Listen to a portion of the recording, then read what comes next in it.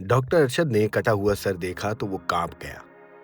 उसे यूं महसूस हुआ जैसे वो किसी जिंदा इंसान का सर हो और उसकी तरफ देखकर जरा सा मुस्कुराया हो। डॉक्टर फैसल बहुत खुश था। उसने सर के माथे को उंगली से बजाते हुए कहा, गोरखन को मैंने इतना बड़ा सर लाने के बदले में बहुत बड़ा इनाम दिया है। वो बहुत खुश था। वो कह रहा था कि जनाब, मैं कल ही अपने रिश्तेदारों से मिलने शहर चला जाऊंगा। डॉक्टर ने अरशद से कहा, इसमें कोई शक नहीं कि ये गोरखन का बहुत बड़ा कारनामा है। मेरे ख्याल में अब हमें अपने अनोखे तजुर्बे पर काम शुरू कर देना चाहिए। अरशद ने कहा, मैं तैयार हूँ। फैसल ने कहा, बहुत खूब। डॉक्टर फैसल ने लेबॉर्ट्री का दरवाज़ा अंदर से बंद कर दिया। डॉक्टरों ने मर्तबानों में से मुख्तलिफ लाशों के कटे हुए हिस्से इधर मेज पर लाकर जमा कर दिए। ऑपरेशन के सारे औजार समेटे और लाश को जोड़ना शुरू कर दिया। ये काम बड़ा कठिन और मेहनत तलब था। कटे हुए हिस्सों की एक एक रग को एक दूसरे के साथ जोड़कर इस एहतियात से टांके लगाने थे कि इनमें खून की गर्दिश ना रुके। फिर छोटी छोटी बेशुमार हड्डियों को आपस में जोड़ना था। दोनों डॉक्टर सुबह से लेकर शाम तक लेबॉर्ट्री में काम करते रहे। इस दौरान में इन्होंने सिर्फ थोड़ी देर के लिए नीचे जाकर खाना खाया और दोबारा ऊपर आकर काम करना शुरू कर दिया। शाम को जब वो थक गए तो उन्होंने काम बंद कर दिया। इस दौरान में वो सिर्फ लाश की पिंडलियां ही रानों के साथ जोड़ने में कामयाब हुए थे। अभी बाजू और गर्दन जोड़नी बाकी थी, मगर वो इस कदर थक गए थे कि उनके लिए मजीद काम करना बेहद मुश्किल था। उन्होंने बाकी काम कल पर उठाया और मुंह हाथ धोकर नीचे अपने कमरे में आ गए।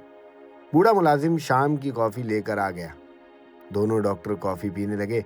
डॉक्टर अरशद, क्या ख्याल है तुम्हारा? आज के काम के बारे में तुम्हें कैसा लगा?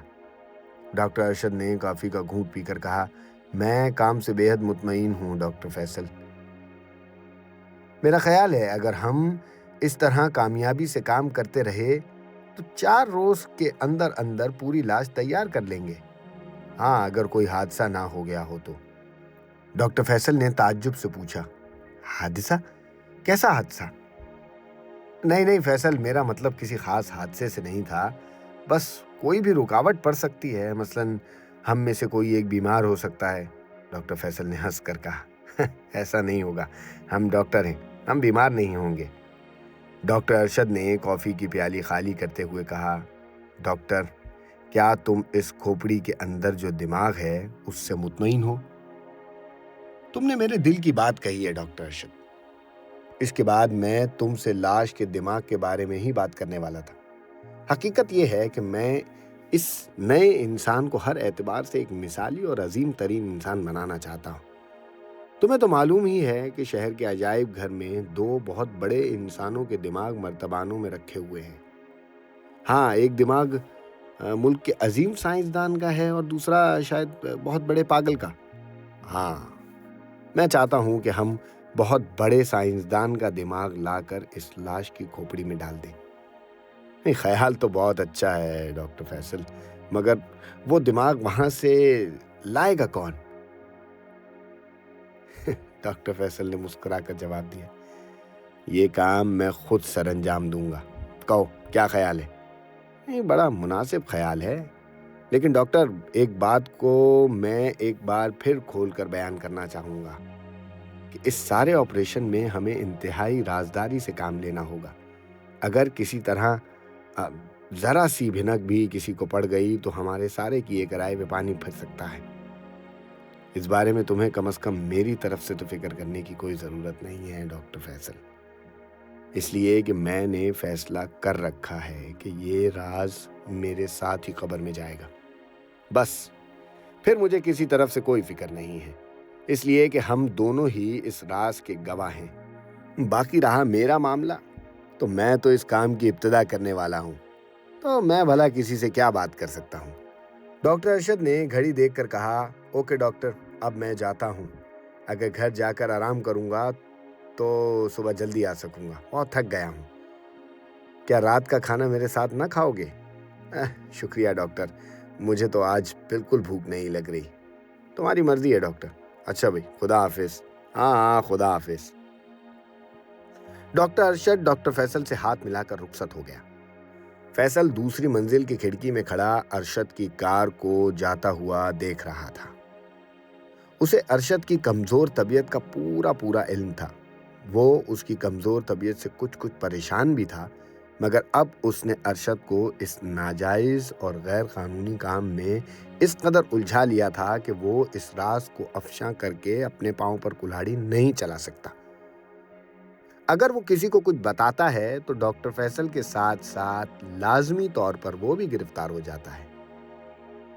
ڈاکٹر فیصل کو اب اپنی منزل قریب نظر آ رہی تھی۔ اگر کام اسی محنت اور جانفشانی سے ہوتا رہا تو ایک ہفتے کے بعد وہ ایک نیا انسان بنانے میں کامیاب ہو جائیں گے۔ اس کے ہونٹوں پر کامیابی اور کامرانی کی مسکراہٹ چھا گئی۔ ایک ہفتے بعد وہ ایک ایسے طاقتور انسان کا مالک ہوگا جو اس کے اشاروں پر چلے گا۔ اسے شہر کے بینکوں کی ساری دولت لا کر دے دے گا۔ اس کے اشارے پر جس کو چاہے گا قتل کر دے گا اور جس کو چاہے گا اٹھا کر دریا میں پھینک دے گا۔ وہ تاریخ کا بہت بڑا انسان ہوگا۔ ڈاکٹر نے فیصلہ کر رکھا تھا کہ وہ ایک نیوکلر مشین کے ذریعے اس زندہ لاش کو جہاں اور جب چاہے گا غائب بھی کر دے گا۔ یہ کام وہ ایک کمپیوٹر کے ذریعے آسانی سے کر سکتا تھا۔ ڈاکٹر نے رات کا کھانا اپنے کمرے میں ہی کھایا اور پھر بستر پر لیٹ کر کتاب پڑھتے ہوئے گہری نیند سو گیا۔ 2 روز بعد قصبے میں ایک آدمی کا انتقال ہو گیا۔ لوگ جنازہ لے کر قبرستان آئے تو وہاں گورخند موجود نہیں تھا۔ لوگوں نے اسے ادھر ادھر تلاش کیا مگر وہ کہیں نہ ملا۔ 2-4 آدمی اس کی جھونپڑی میں گئے۔ دروازہ کھلا تھا۔ انہوں نے دیکھا کہ ہر شے قرینے سے پڑی ہے مگر گورخند غائب ہے۔ وہ بڑے حیران ہوئے۔ باہر نکل کر انہوں نے خود ہی قبر کھودی اور لاش کو دفن کر کے چلے گئے۔ مگر قصبے میں یہ خبر جنگل کی آگ کی طرح پھیل گئی کہ گورخند غائب ہو گیا ہے۔ کسی نے اس کی رپورٹ پولیس کو بھی کر دی۔ پولیس انسپکٹر اپنے ساتھیوں کے ہمراہ گورخند کی جھونپڑی میں تفتیش کے لیے آیا۔ اس نے جھونپڑی کی ہر شے کو بڑے غور سے الٹ پلٹ کر کے دیکھا۔ ہر شے اپنی جگہ پر ٹھیک ٹھاک پڑی تھی۔ کسی بھی شے سے معلوم نہ ہوتا تھا کہ وہاں کوئی غیر معمولی بات ہوئی ہے۔ اچانک انسپکٹر کا پاؤں چارپائی کے پاس چٹائی پر پڑا تو اسے وہاں سے زمین کچھ نرم محسوس ہوئی۔ اس نے چٹائی ہٹانے کا حکم دیا۔ چٹائی ہٹائی گئی تو معلوم ہوا کہ وہاں فرش پر تازہ مٹی پڑی ہے۔ انسپکٹر کو کچھ شک ہوا۔ اس نے سپاہیوں سے کہا کہ فرش وہاں سے کھودا جائے۔ سپاہیوں نے کھدالیں اٹھائیں اور دھڑا دھڑ فرش کی کھدائی شروع کر دی۔ 3 فٹ ہی کھدائی ہوئی تھی کہ وہاں سے گورخند کی لاش برآمد ہو گئی۔ انسپکٹر اس بات سے بے حد حیران ہوا کہ لاش کا سر غائب ہے۔ اس نے جھونپڑی کے اندر 2-3 جگہوں پر سے زمین کھدوائی کہ شاید کہیں سے گورخند کا دبا ہوا سر مل جائے، مگر اسے کامیابی حاصل نہ ہوئی۔ لاش فوراً پوسٹ مارٹم کے لیے مردہ خانے بھجوا دی گئی۔ کیس رجسٹر کر لیا گیا اور پولیس نے گورخند کے سفاک قتل کی تفتیش شروع کر دی۔ قصبے کے لوگ گورخند کے قتل کا سن کر حیران رہ گئے تھے۔ پولیس انسپکٹر مسٹر جمشید نے غور کرنا شروع کیا کہ کسی کو گورخند غریب سے کیا دشمنی ہو سکتی تھی۔ نہ اس کی کوئی جائیداد تھی، نہ اس کی کوئی زمین اور نہ ہی اس کا کوئی رشتہ دار، اولاد کوئی بھی نہ تھا۔ قصبے میں اس کی کسی سے کوئی دشمنی نہیں تھی، پھر کسی کو کیا ضرورت پڑی تھی کہ اس کا سر کاٹ کر لے جائے؟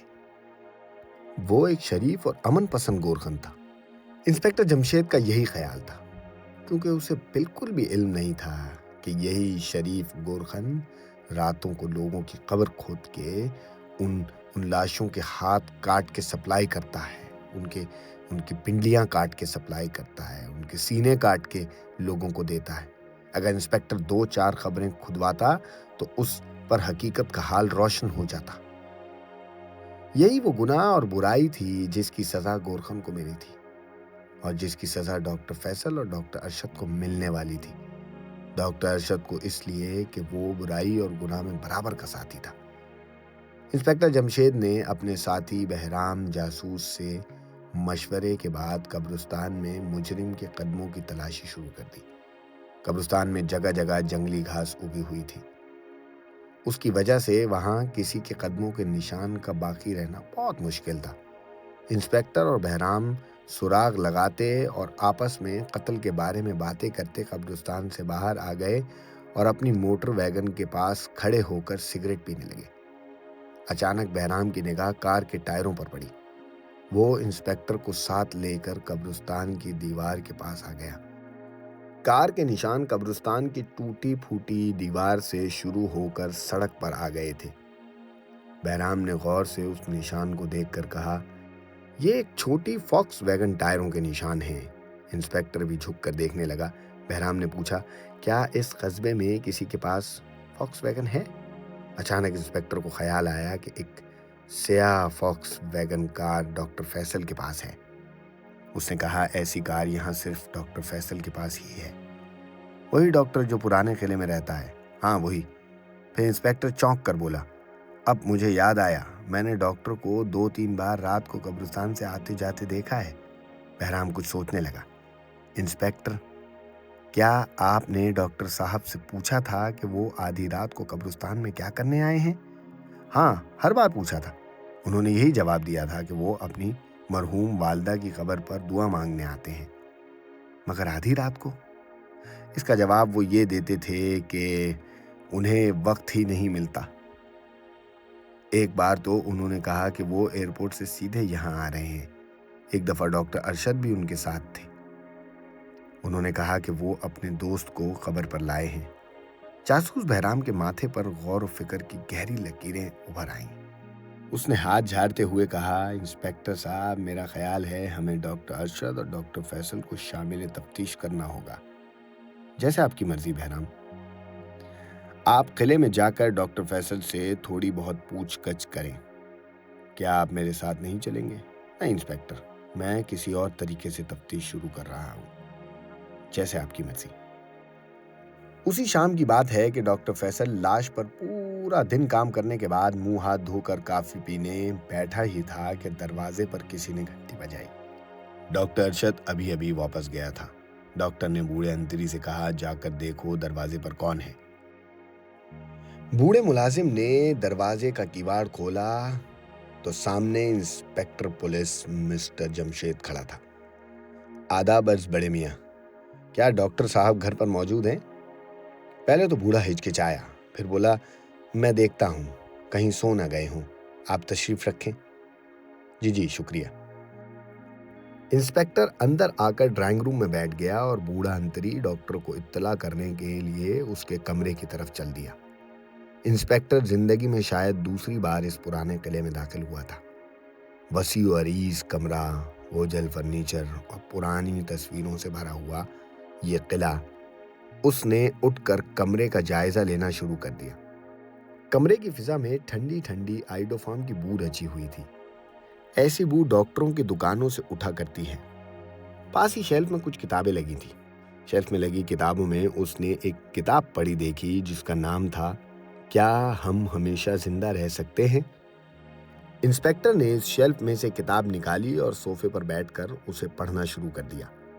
ادھر ڈاکٹر کو جب بوڑھے ملازم نے بتایا کہ پولیس انسپکٹر جمشید اس سے ملنے آیا ہے تو وہ کچھ فکرمند ہو گیا، مگر وہ اس قدر سنگ دل اور مضبوط اوصاف کا آدمی بن گیا تھا کہ اس نے چہرے سے ذرا سا بھی فکر ظاہر نہ کیا اور بوڑھے ملازم سے کہا، انہیں کافی پلاؤ اور کہو میں آ رہا ہوں۔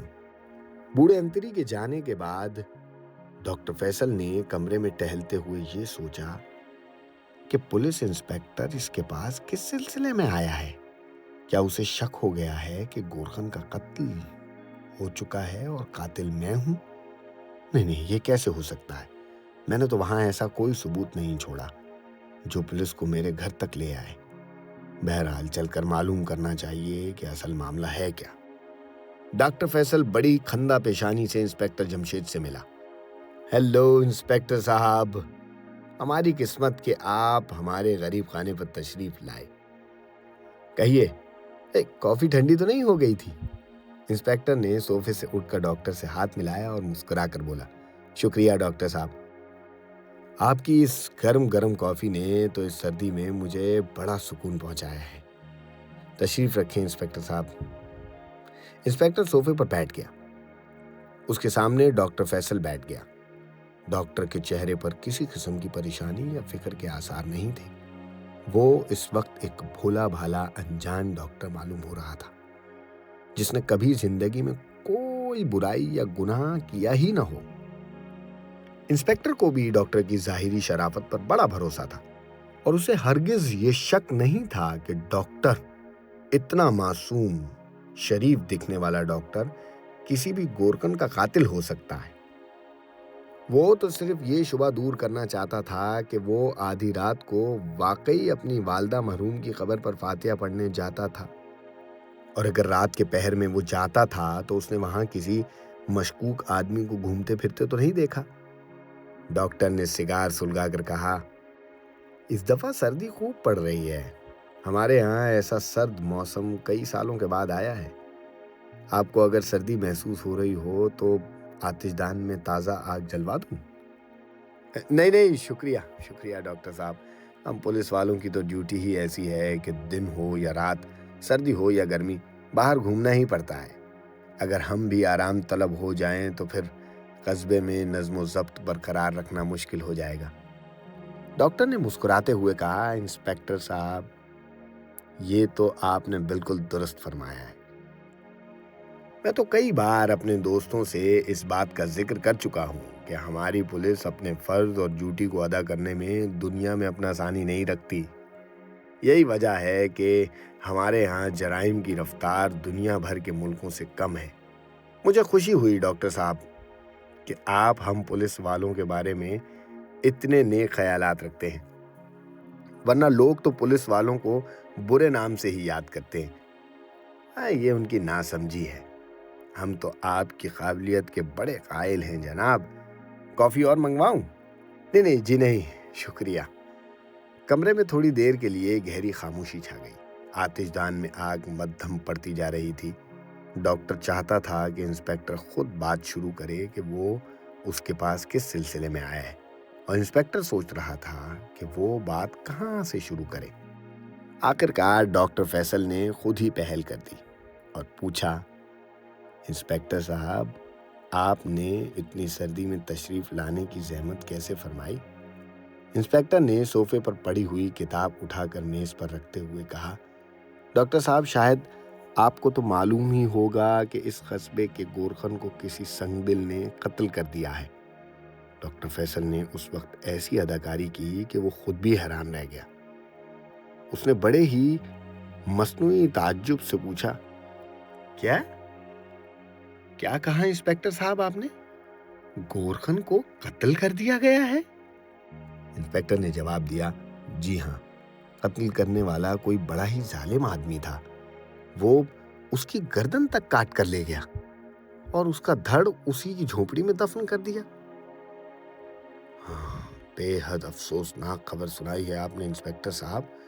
ताज्जुब है, मुझे मालूम ही नहीं हो सका। दरअसल आपको तो मालूम ही है कि डॉक्टरी पास करने के बाद मैं एक और इम्तिहान की तैयारी कर रहा हूँ। मुझे फुर्सत ही नहीं मिलती कि कस्बे में जाकर दोस्तों से मिल सकूं। मगर इंस्पेक्टर साहब, गरीब गोरखन से किसी की क्या दुश्मनी हो सकती है? वो तो एक अमन पसंद, शरीफ और गरीब इंसान था। यही तो हमें भी हैरत हो रही है। और फिर कातिल को ये क्या जरूरत पड़ी थी कि उसका सर काट के साथ ले जाए? क्या गोरखन का सर आपको नहीं मिला? हमने कब्रिस्तान का चप्पा चप्पा झान मारा है डॉक्टर साहब। कातिल सर अपने साथ ही ले गया है। खुदा गोरखन की रूह को सुकून अता करे। बेचारा बड़ा बड़ा मिलनसार इंसान था।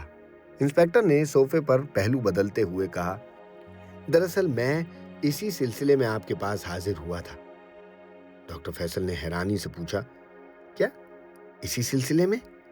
नहीं, मेरा मतलब है कि मैं आपसे सिर्फ ये दरियाफ्त करना चाहता था कि आप जब आधी रात को कब्रिस्तान वालदा साहिबा की कब्र पर फातिहा पढ़ने जाते थे तो आपने कभी वहां किसी पुरस्कार शख्स को घूमते फिरते तो नहीं देखा? डॉक्टर फैसल ने यूं ही दिखावे के तौर पर जहन पर जोर देते हुए कहा, जहां तक मुझे याद है मैंने ऐसे किसी शख्स को तो नहीं, कभी वहां नहीं देखा। میں جب بھی رات کو قبرستان گیا، میں نے والدہ کی قبر پر جا کر آنکھیں بند کر کے فاتحہ پڑھی اور دعا مانگتا واپس آ گیا۔ اور پھر آدھی رات کو قبرستان میں کون جا سکتا ہے انسپیکٹر صاحب؟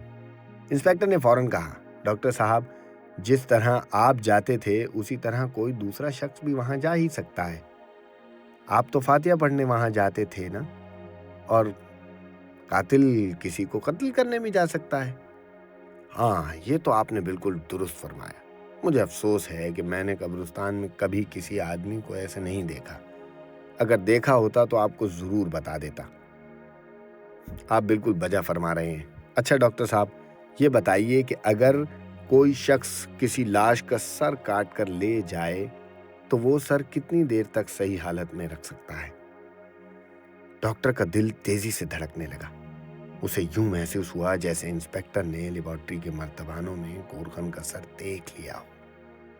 پھر اس نے اپنے حواس پر قابو رکھتے ہوئے کہا، جہاں تک میرے علم کا تعلق ہے، لاش کا سر زیادہ سے زیادہ 1 ہفتے کے اندر گل سڑ جاتا ہے۔ لیکن یہ آپ کیوں پوچھ رہے ہیں؟ انسپیکٹر نے مسکرا کر کہا، یوں ہی، میرا مطلب ہے میں معلوم کرنا چاہتا تھا کہ قاتل آخر سر کاٹ کر کیوں لے گیا۔ آپ کا اس سلسلے میں کیا خیال ہے ڈاکٹر صاحب؟ کیا کسی قاتل کو لاش کے سر کی کوئی ضرورت پڑ سکتی ہے؟ ڈاکٹر تھوڑا سا پریشان ہو گیا۔ اسے انسپیکٹر پولیس سے اس قسم کے اچانک اور براہ راست سوال کی توقع نہیں تھی۔ اس کے باوجود اس نے پورے اعتماد کے ساتھ جواب دیا۔ فیصل نے اس وقت انسپیکٹر پولیس کو کیا جواب دیا؟ اس نے ایسی کیا بات کہی جس کی وجہ سے انسپیکٹر مطمئن ہوا یا اس کے شک میں اضافہ ہو گیا؟ یہ سب جاننے کے لیے آپ کو تھوڑا سا انتظار کرنا پڑے گا، کیونکہ کل پھر اسی وقت میں اس کہانی کا اگلا حصہ لے کر آپ کے پاس حاضر ہو جاؤں گا۔ جب تک کے لیے آپ میرے چینل کو سبسکرائب کیجیے، ویڈیو کو لائک کیجیے اور اپنے دوستوں کے ساتھ شیئر کیجیے، اور کامنٹ کر کے مجھے ضرور بتائیے گا کہ آپ کو اس کہانی میں آگے کیا ہوتا معلوم ہو رہا ہے۔ مجھے اپنی دعاؤں میں یاد رکھیے اور اپنے دوستوں، رشتہ داروں سے پیار کرتے رہیے۔ اللہ حافظ۔